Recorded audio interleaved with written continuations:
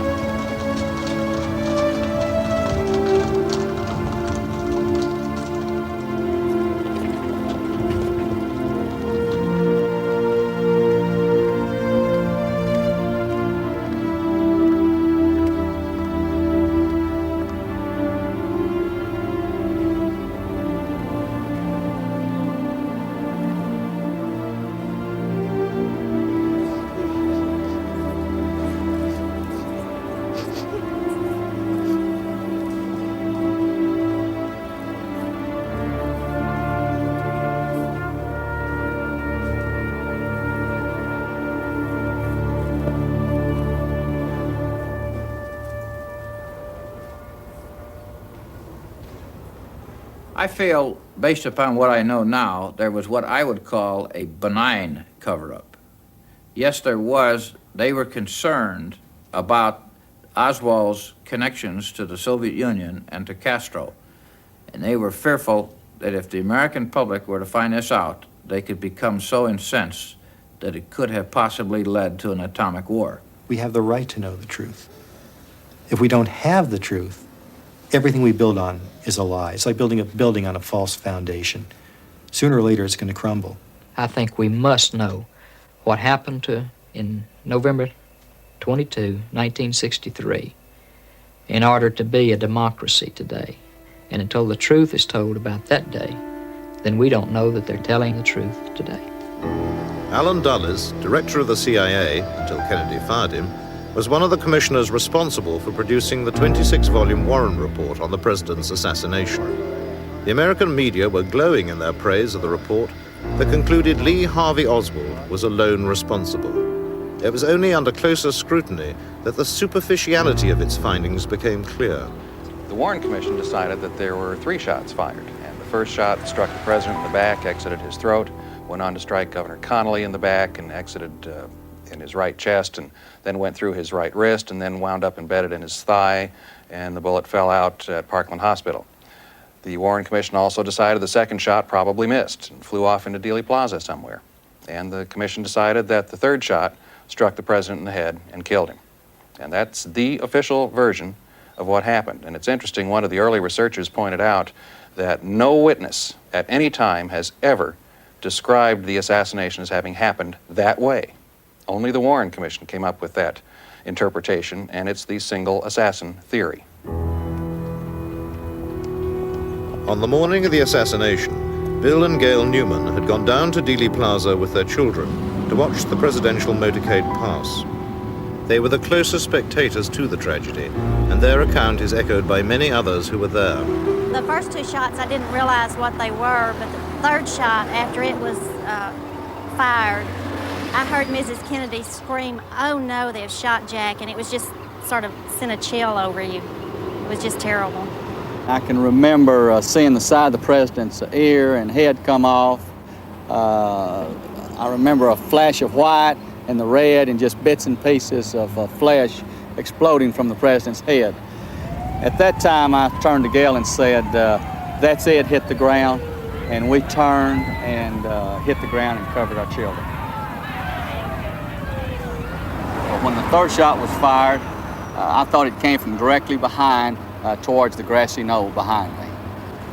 I based that primarily on the third shot from what I saw of the side of the president's head coming off and from the sound of the rifle, the report of the rifle. As the official story started coming out and hearing that the shots came from the building, these witnesses started to doubt their own ears.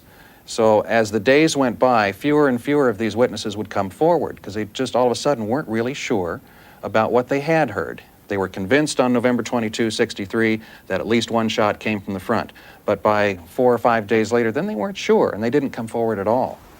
Mary Woodward was a junior reporter on the Dallas Morning News who had joined the lunchtime crowds in Dealey Plaza to watch the Kennedy motorcade. She was the journalist closest to the tragedy and rushed back to her office to file the story in a state of great consternation. They first of all took me to the office nurse and had me have a tranquilizer because they thought was somewhat hysterical. I think I was behaving quite rationally under the circumstances. But anyhow, I then sat down and wrote the story immediately and actually had completed the story before the news was absolutely confirmed that he was even dead.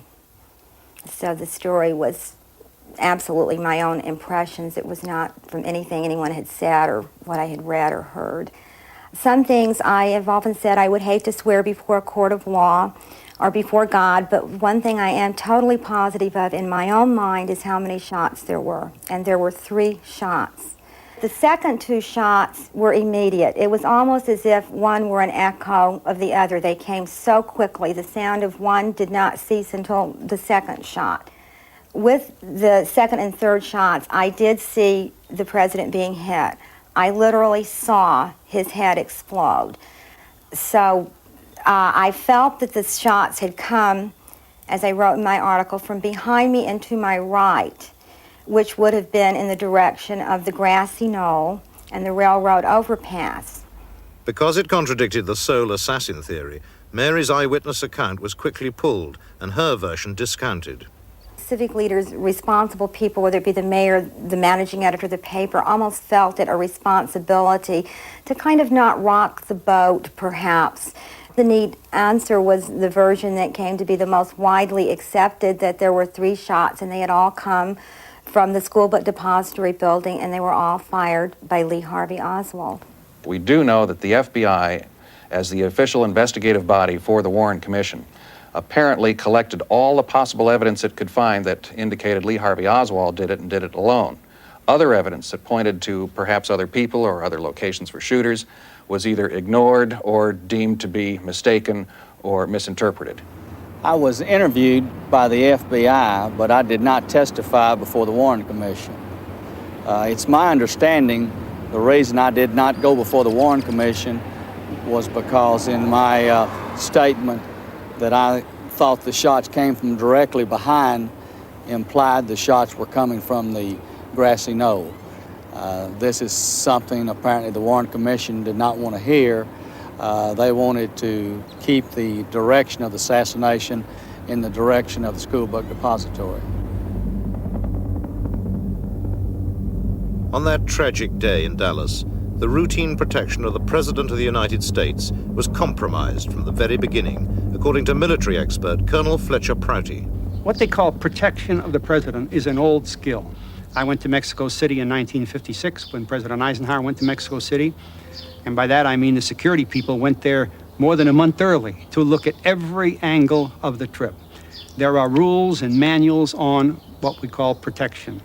The Secret Service, that is an organization of limited size, is authorized to call any number of military people. And these are military people who are already trained to augment their forces in a case like this. There's no shortage of people. Ordinarily, a unit of military, I think was called a Special Group Number 113, would have come up from San Antonio, Texas, and would have been deployed all through the streets of Dallas, the important streets of Dallas. That was not done. In fact, the commander was specifically told he wasn't needed. You've all seen the picture of the school book building, you know, where Oswald is supposed to have shot the president. You notice in those pictures there are open windows. If the Secret Service had been there and had done their usual job, none of those windows would have been open. And had anyone opened one of those windows at that time, they would have been on the radio, they would have had a man in that room immediately, and the window would have been closed. You see, that's protection. That didn't take place. In fact, there were no Secret Service people on the ground around Dealey Plaza that afternoon. They were told they were not needed. There was further unprofessional conduct concealed at the time. The night before the assassination, most of the presidential bodyguard spent a drunken evening at this notorious Fort Worth nightclub, some staying until 5 a.m.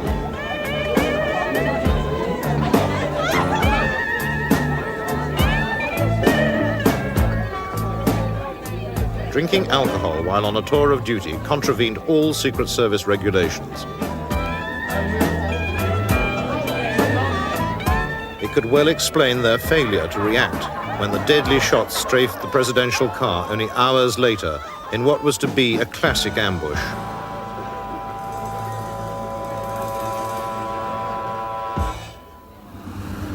Instead of going straight down the street and then to the Trade Mart, he made this 90-degree turn and then another very sharp turn in front of the School Book Depository building.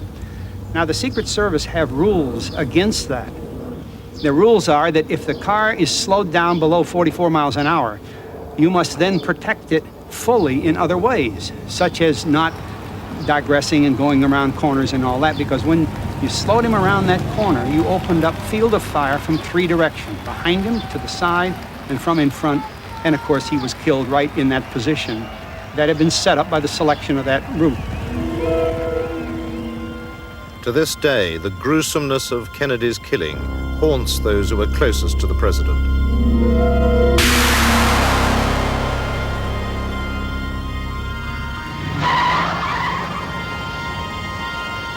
Riding a few feet from the limousine was Dallas police outrider Bobby Hargis.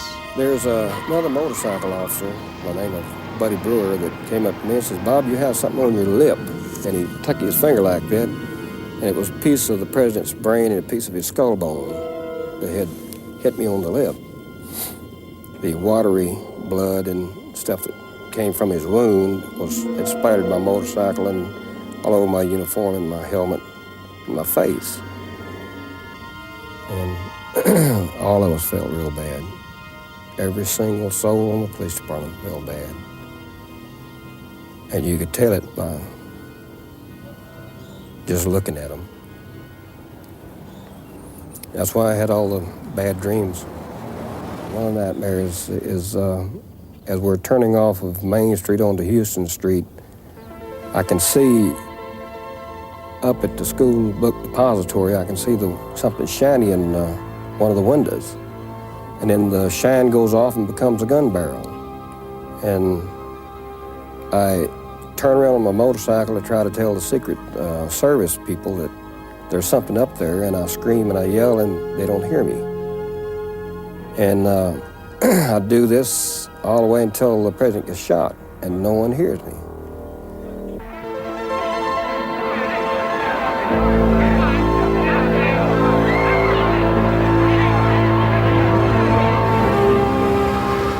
In the ensuing chaos, police officers at first acted independently, but within minutes their attention was focused on the Texas School Book Depository building and its open windows. All the floors were systematically searched, but the first hard evidence was discovered in the southeast corner of the 6th floor by Dallas Police Detective Luke Mooney. I immediately saw the area with some books had been stacked up and the window was half open. Now this window was not all the way open, it was only a half pane open, which is something of this nature, high up off the windowsill. And I spotted the spent cartridges. They were lying approximately in this position. The first one was here, the second one was a foot or so from the other one, and then the third one was over in this approximate position, which the open window was like this, more so to speak, but it's an angle. I secured the area and let no one into that particular spot where the sniper's nest was, where I had seen the spent shells, and someone brought the message up that the president was DOA, was deceased. And at that time, you could have heard a pin drop. You talk about touching your heart, it did. And, pardon me. We were standing there talking and trying to reach our composure, and this wasn't brought out in the statement that there was a book there, and she looked over at it, and the was open, and why on this face of this book was about this size was a picture of Christ. And it says, "Christ leads the way."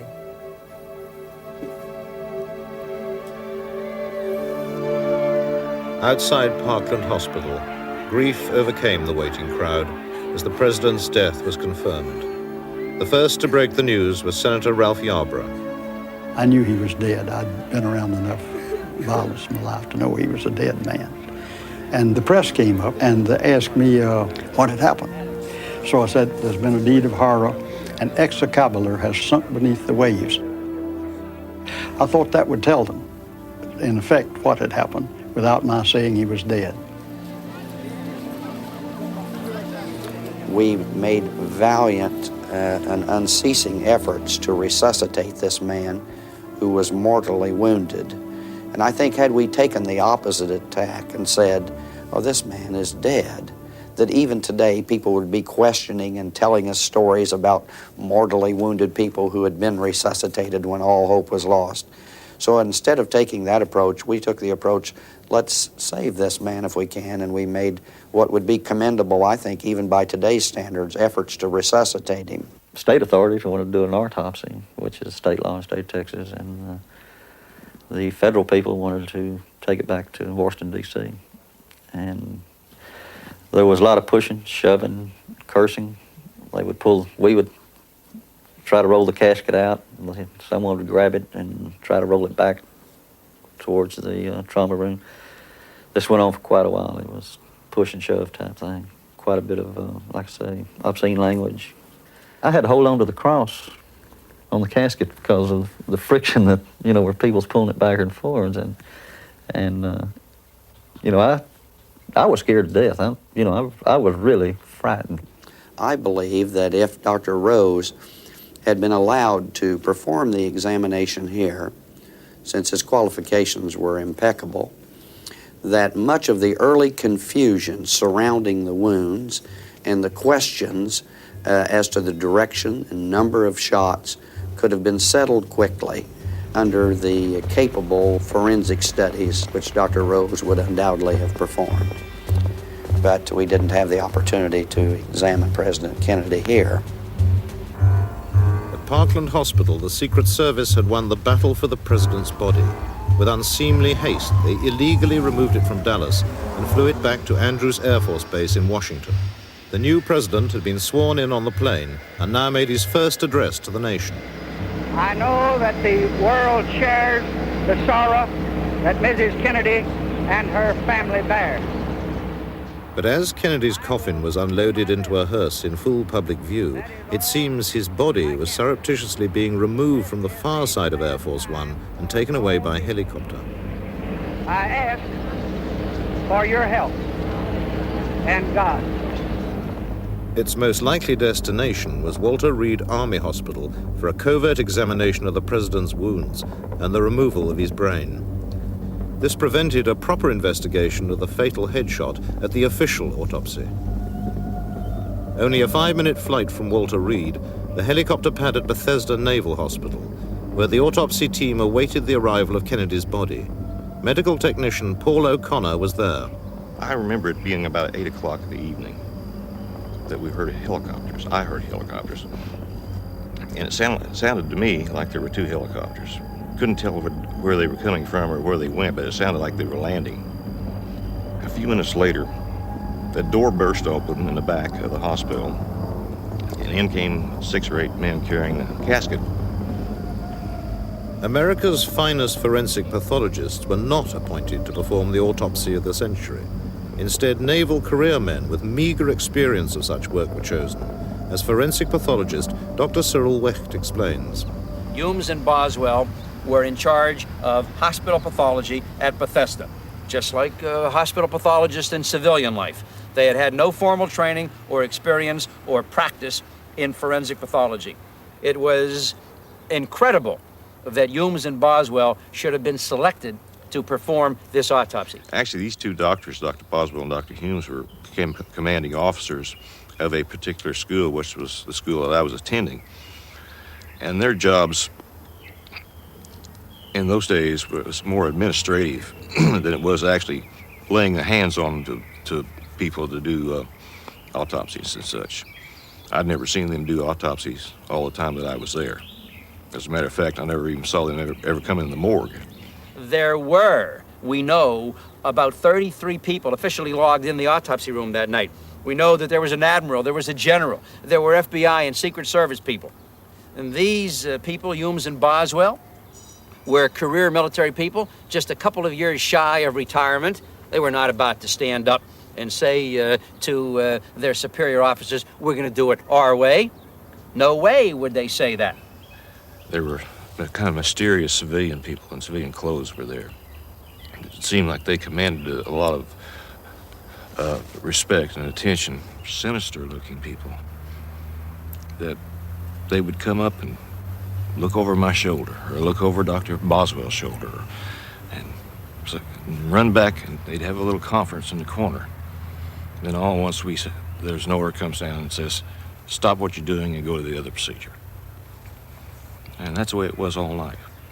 And we just jumped back and forth, back and forth. There was no smooth flow of the procedure at all.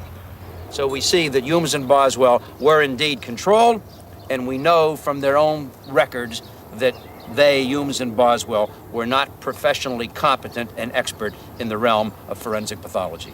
And that's how you got a botched, horribly inadequate, inept, inadequate, superficial medical legal autopsy in the case of John F. Kennedy. But manipulation of the evidence did not end with the legal autopsy. The National Archives in Washington received a metal tray containing all the vital medical materials relating to the case, including the president's brain. An inventory check 3 years after the assassination revealed that these items had vanished. In that inventory of October 30th, 1966, that metal tray containing the brain and the Kodachromes and the microscopic autopsy tissue slides are no longer listed. So somewhere between April of 65 and the end of October 66, these things were literally taken illegally, stolen, removed from the National Archives. And to this day, as we sit and talk, nobody in the United States government has ever accounted for these missing items. Can you imagine? Can you imagine what this would mean in a routine murder case? I can tell you, as a forensic pathologist testifying in a courtroom, if I came in a murder that not many people cared about, and the other side was asking, where is the brain, and did you examine it, and what did you find, and so on, and I said, well, I chose not to examine it. Where is it?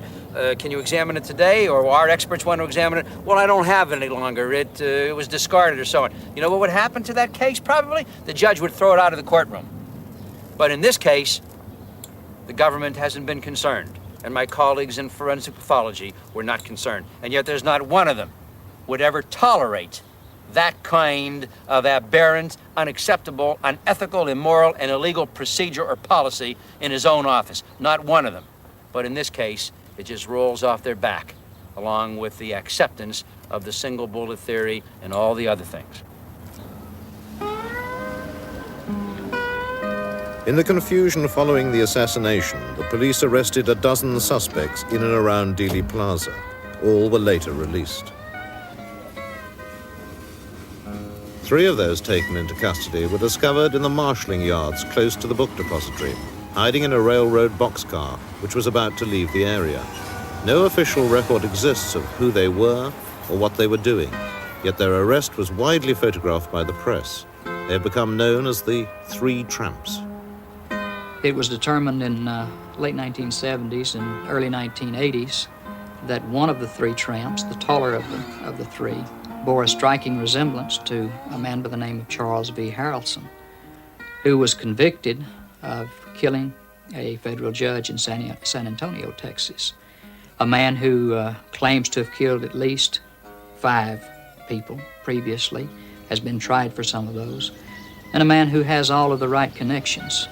Charles Harrelson is one of America's most notorious criminals. He's currently serving a life sentence for murder in a maximum security jail. On November 22nd, 1963, I was with a friend at 12:30 in the afternoon having lunch in a restaurant in Houston, Texas. It wouldn't be the first time I've been accused of being somewhere I wasn't, and it probably won't be the last. But no, I did not kill John Kennedy. He's connected to organized crime figures, the Dallas Underworld, Santos Trafficante, Carlos Marcello, R.D. Matthews, considered the strong-arm man in Dallas in 1963, and Ruby claimed that he was his best friend. So you have all of these connections, and though they don't say specifically, hey, Charles Harrelson is guilty of participating in the murder of the President Kennedy, but there is significant evidence that would make, I think, any investigator want to look at Mr. Harrelson very, very closely. That is a photograph of one of three so-called tramps who were apprehended and then mysteriously disappeared on the day of the Kennedy assassination. And the fellow was, I'm told, at one time positively identified as myself, which is ludicrous if you look at the man. I was 25 the day Kennedy was assassinated, and I would say that gentleman is probably in his mid to late 30s at the very least. But the facial structures isn't even close. Mr. Harrelson's photograph was given along with the tall tramp photographs to forensic anthropologists, two independent bodies or people, and they came back with a report that there was a 90 to 95% probability that the photograph of the tall tramp arrested in connection with the president's killing and Charles V. Harrelson arrested for the death of a federal judge were one and the same. Now that's amazing, isn't it? I would say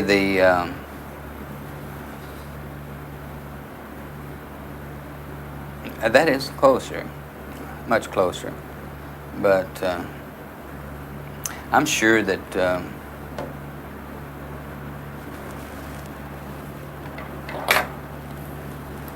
here again, the person is probably in his 30s, and the brow ridge isn't the same here. But it does look it looks a lot more like me, I would say, this view than does the other. Are they the same person? Yeah. Big Bird? Yes. It's amazing. But no, I don't know the gentleman, and I never did know them. Everyone who was involved in that thing has been eliminated. Had I been involved in it, I would have been killed. Had I been approached to be involved in it, I would have laughed. Because it's obviously a case of immolation. You're going to destroy yourself by doing something like that, because the agency involved in carrying out this assassination cannot have someone with first-hand information regarding the assassination. No way. The country would destruct if that came forth. Also kept under wraps and not investigated was the criminal underworld of strip club owner Jack Ruby, Oswald's executioner.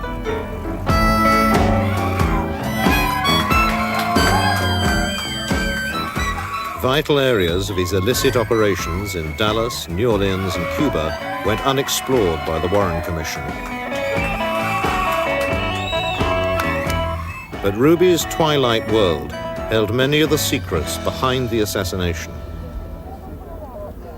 At Parkland Hospital, minutes after the tragedy, one member of the press corps who knew Jack Ruby well was to have an extraordinary encounter. Reporter Seth Cantor. Just after I entered, there was a group of nurses and doctors standing around with a lot of concern, and Jack Ruby came up to me.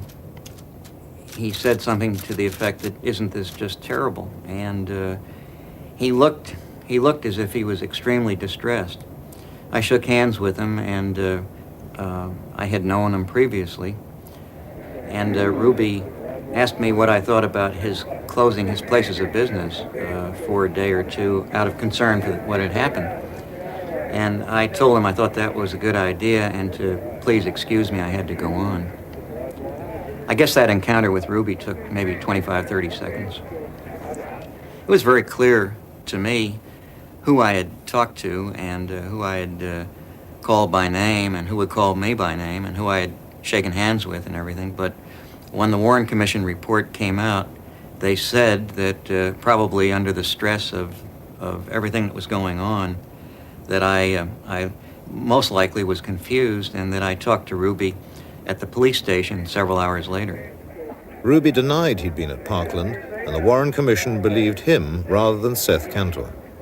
I was dismayed when I picked up my copy of the Warren Commission report and discovered what they had decided about my testimony. And among other things, I immediately began to wonder, who else they had talked to, who they chose not to believe, and why. A pristine bullet, which the commission was to allege had wounded both Kennedy and Connolly, magically appeared on a stretcher at Parkland. Jack Ruby's coincidental appearance inside the hospital was not the only fact the commissioners chose to ignore. They certainly didn't want to go into the fact that members of the United States underworld were dealing with the CIA in connection with plans to get rid of Castro. Lyndon Johnson was very anxious for the Warren Commission to complete its work, to button things up and get out a report. And they were not anxious at all to open up areas of doubt or areas which needed further investigation. And one of those areas was the Jack Ruby business. Ruby claimed he acted on impulse when he shot Oswald. His real motives were never explored. The Warren Commission believed everything Jack Ruby chose to tell them, including how he penetrated the basement security of Dallas Police Headquarters in order to kill Oswald. I don't believe that Ruby entered the basement of the Dallas police station by way of the ramp from Main Street, which is the fiction that came about not long after he was arrested for killing Oswald. The policeman on duty at the top of the ramp was given a lie detector test, and he insisted that Ruby did not pass him at any time, and the lie detector test given by the police department bore that out. Jack Ruby did not come down that ramp. I'll go to my grave saying he didn't come down that ramp. If anybody could have ever proved to me beyond a reasonable doubt that he came down that ramp, I feel that I was man enough to admit that, yes, maybe I made a mistake or was negligent in some area. But no, nobody's ever proved that to me, and I'll go to my grave saying that man did not come down that ramp. Only 4 minutes before he gunned down Oswald in the basement, Ruby had been at the Western Union office on Main Street, cabling money to one of his strippers. According to the commission account, he then walked down the street and simply slipped down the basement ramp unnoticed by Officer Vaughan, a view denied by researcher Larry Harris. Well, clearly, Jack Ruby did not enter the basement via the Main Street ramp, as the Warren Commission concluded. And indeed, when Congress reopened the investigation in the late 1970s, they concluded he did not come down the ramp, and they cited 8 witnesses who stated that Ruby did not come down the ramp, and several of these witnesses knew Ruby personally. The Congressional Committee concluded that Ruby most likely used an obscure entrance into the building that was located in the alleyway behind me.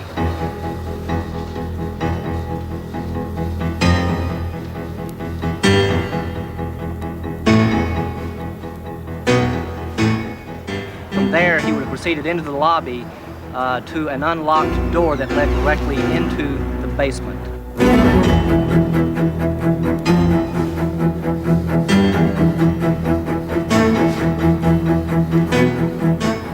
He would have gone down that stairwell and actually entered into the parking garage area of the basement and proceeded toward the railing, up through the railing and into the spot where he was standing when he lurched forward to shoot Oswald. Clearly, it looked better for the department to say that Bond had accidentally let Ruby into the basement while his back was turned, rather than admit that a key area within the garage had been left completely unguarded, permitting Jack Ruby unchallenged access to the spot where he killed Oswald. Larry's conclusions are supported by the immediate comments of several police officers, recorded by live TV cameras just after the shooting.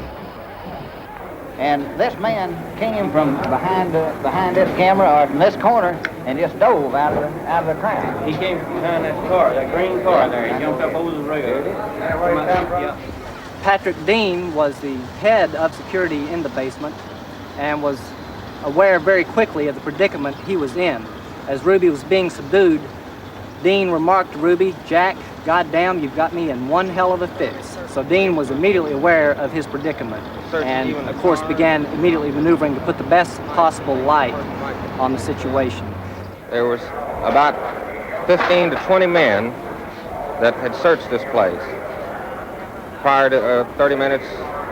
In fact, searched it twice, about an hour before and then 30 minutes. The late Patrick Dean was adamant that the only way Ruby could have gained access to the basement was via the Main Street ramp. I'm positive that door leading from the City Hall proper into the basement was locked by the maintenance man in my presence that day on the inside of the basement side. And I also had 2 men stationed at that door. But I am positive that door was locked. Now, that door possibly could have been opened by someone from the other side. However, no one did come through there because, as I say, 2 men were stationed there as guards for that particular door that led from the City Hall proper to the basement. 2 reserve officers who'd been stationed there earlier that morning had been reassigned to points outside the building directing traffic, so that this left an area of vulnerability from the stairwell to the point near the railing where Ruby shot Oswald. The police blundered with Oswald's murder, but the security of the president had been a Secret Service responsibility.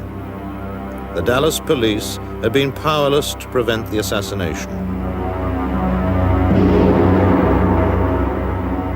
They were also powerless in carrying out a proper investigation afterwards.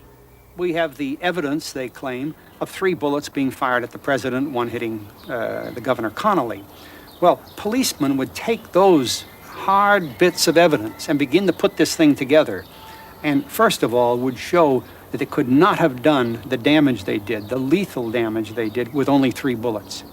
If you come to this conclusion and you do it accurately by physical evidence, you throw the entire Warren Commission report out.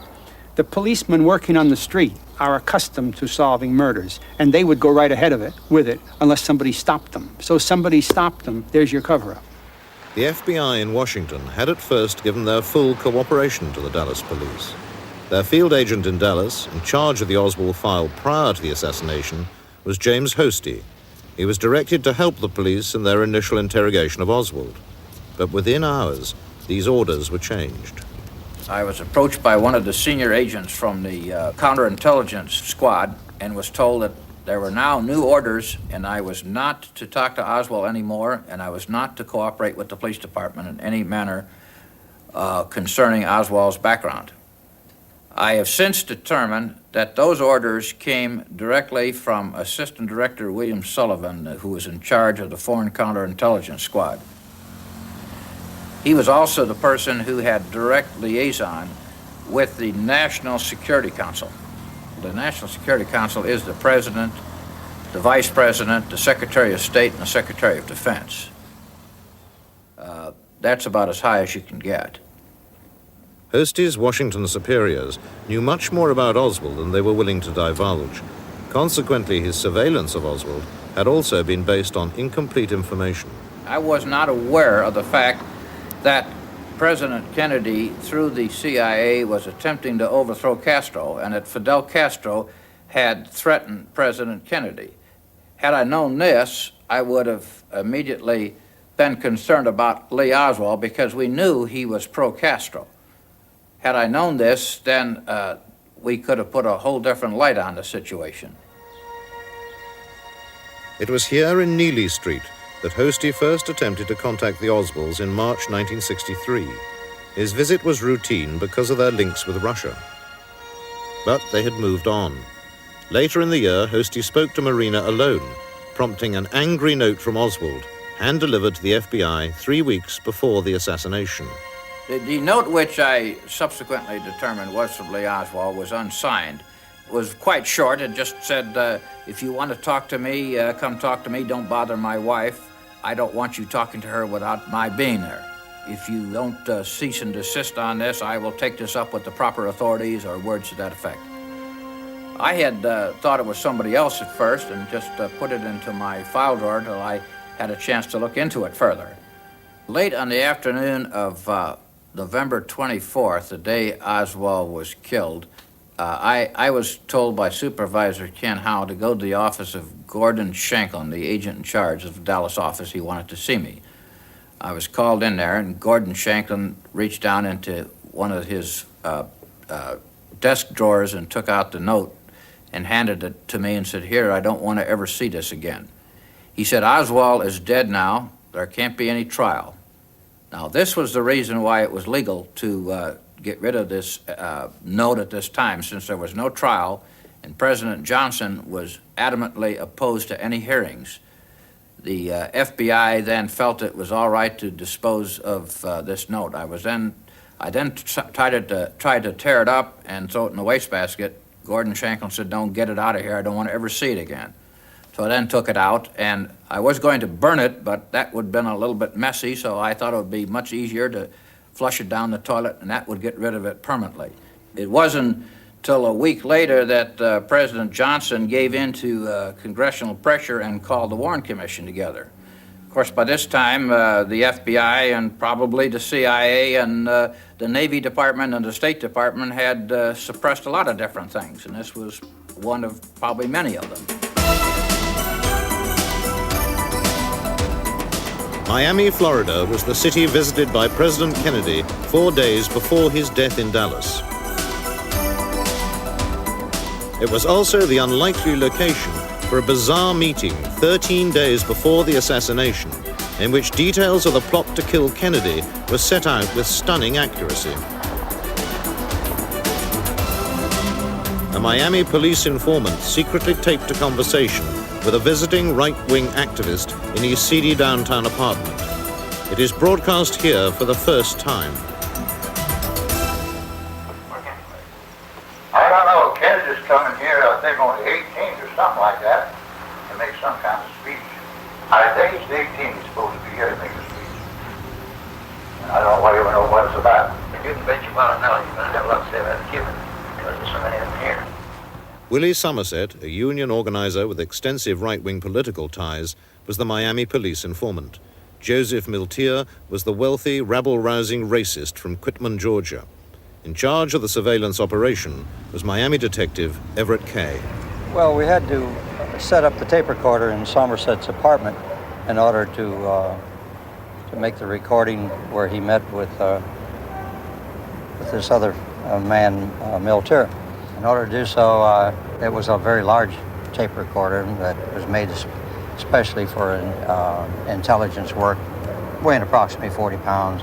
I carried it to the third floor of his apartment, placed it in a closet, and then ran the microphone around the baseboard in the kitchen, and the microphone was hidden by the chairs where Miltier and Somerset were to have their meeting.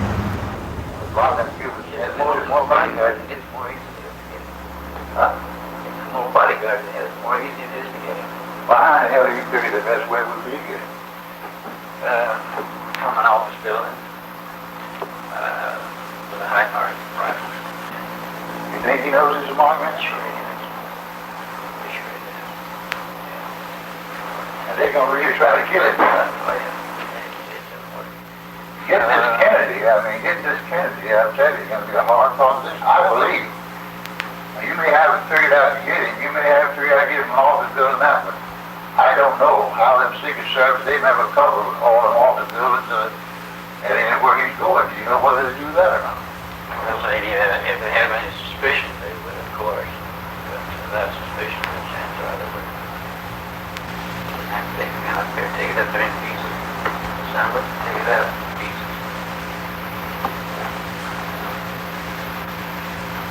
Well, all those guns coming out now, you can take them apart. Astoundingly, the conversation came up that this man wanted to know how many people that President Kennedy had that was his look-alike that went with him. And our informant wanted to know why, and he said, well, there was plans to assassinate him. The further conversation on the tape revealed that the assassination was to take place from an office building with a high-powered rifle. There was no particular city mentioned, nor was there any particular person mentioned that was to do the assassination. The tape was made on November the 9th, and John F. Kennedy, President Kennedy, was due in Miami on the 18th of November of 1963. So the close proximity of the tape being made and his visit made quite a few changes in the security. They changed the motorcade, and I believe that he was helicoptered, and rather than have a motorcade. Additional men were secured. Everyone was made aware that there may be a problem, so there was a drastic change in the procedures. He wasn't as accessible in this city as he might have been in the past. Boy, if that Kennedy gets shot, we gotta know where we at.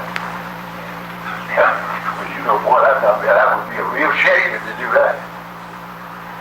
There wouldn't leave any stone unturned there. Oh, no way. Oh, hell no. They'll pick up somebody within hours after. And they might be able to have it. Oh, yeah.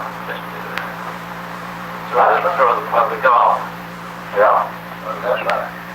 Well, somebody's gonna have to go to jail if he gets out. Miltier later boasted to Somerset that he went to witness the assassination in Dallas. The question was Joseph Miltier in Dealey Plaza? Was he in Dallas to witness the execution of the president? And if so, was he photographed?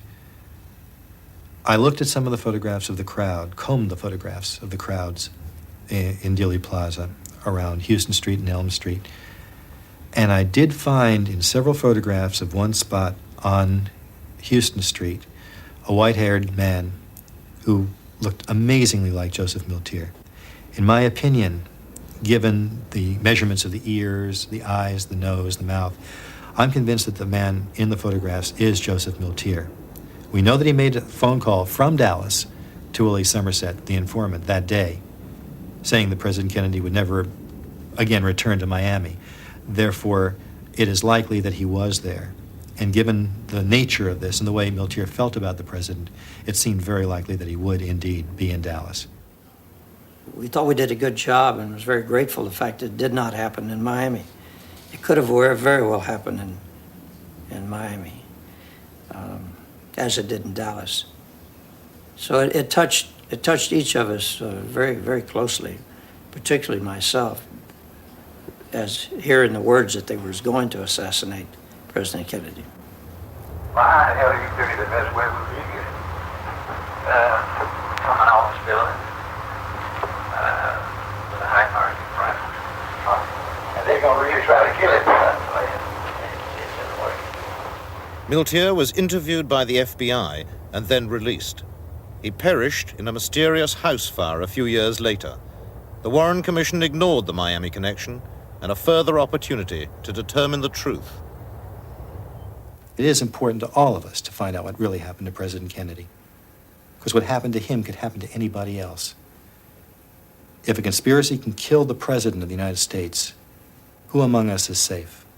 The people who know something, why don't they just bring it out and tell the truth? Why lie about something? Somebody knows that they're lying. I know they're lying. Why? If they lied to us, how much are they lying to us in other areas? And if they're lying to us, can they do it again and again and again? And if so, this is not a democracy. This is a hierarchy, a government or a people ran by certain powerful individuals who have the ability to dispose of anyone who's not going along the party line, so to speak. Not a whole lot different from what I was taught occurred in the USSR all these many years. The truth is the most important thing.